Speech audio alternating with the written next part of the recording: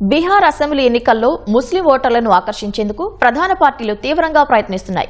బీహార్లో 20% ఉన్న ముస్లిం ఓటర్లు ఈ ఎన్నికలను ప్రభావితం చేయగలిగే అవకాశం ఉండటమే అందుకు కారణం. ఎన్నికలకు సమయం దగ్గర పడుతున్న నేపథ్యంలో ఎన్డీఏ కూటమిలోని బీజేపీ మినహా ఇతర పార్టీలు, ఇండియా కూటమిలోని అన్ని పార్టీలు ముస్లిం ఓటర్లను ఆకర్షించేందుకు ఏ అవకాశం వదిలిపెట్టడం లేదు. బీహార్లో తిరిగి అధికారం నిలబెట్టుకునేందుకు ఎన్డీఏ, పూర్వ వైభవం సాధించేందుకు ఆర్జేడీ సారథ్యంలోని మహాగఠబంధన్ సర్వశక్తులు ఒడ్డుతున్నాయి. అందుకోసం కులాల వారీగా ఓట్లు ఆకర్షించేందుకు గట్టి ప్రయత్నాలు చేస్తున్నాయి. టికెట్ల కేటాయింపులోనూ అన్ని పార్టీలు అదే ఫార్ములా అనుసరించాయి.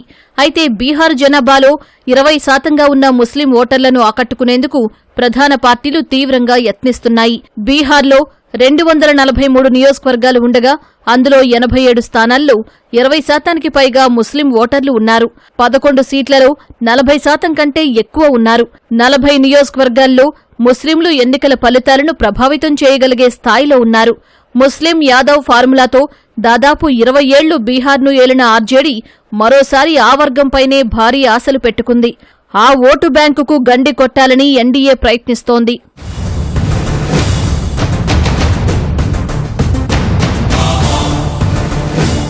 ముస్లిం ఓటర్లను ఆకర్షించేందుకు సీఎం నితీష్ కుమార్ ఆ వర్గం కోసం తమ ప్రభుత్వం చేపట్టిన పథకాలను విస్తృతంగా ప్రచారం చేస్తున్నారు. 8,000 శ్మశాన వాటికలకు ప్రహారీ గోడలను కట్టించినట్టు చెప్పారు.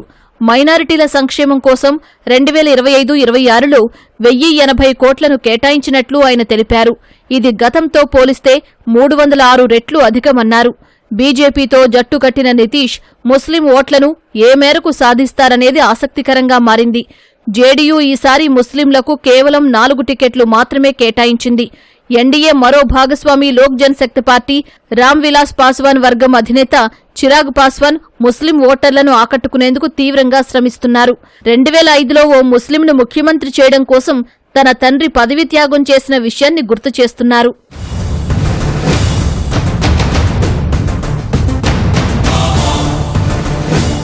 ముస్లిం ఓట్లను గంపగుత్తగా రాబట్టేందుకు ఆర్జేడీ సారథ్యంలోని మహాగఠబంధన్ తీవ్రంగా యత్నిస్తోంది. గతంలో ఉప ముఖ్యమంత్రిగా పనిచేసిన తేజస్వీ యాదవ్ ముస్లింలకు పెద్దగా చేసిందేమీ లేదనే విమర్శలు ఉన్నాయి. 20% ఉన్న ముస్లిం ఓట్లను రాబట్టేందుకు ఆ పార్టీ సర్వశక్తులు ఒడ్డుతోంది. తేజస్వీ యాదవ్ను ముఖ్యమంత్రి అభ్యర్థిగా, ముఖేష్ సాహ్నీని ఉప ముఖ్యమంత్రి అభ్యర్థిగా ప్రకటించిన కాంగ్రెస్ ముస్లిం ఓటర్లను ప్రసన్నం చేసుకునేందుకు ప్రయత్నిస్తోంది. మహాగఠబంధన్ అధికారంలోకి వస్తే ఆ వర్గానికి ఉప ముఖ్యమంత్రి పదవి ఇస్తామని హామీ ఇస్తోంది.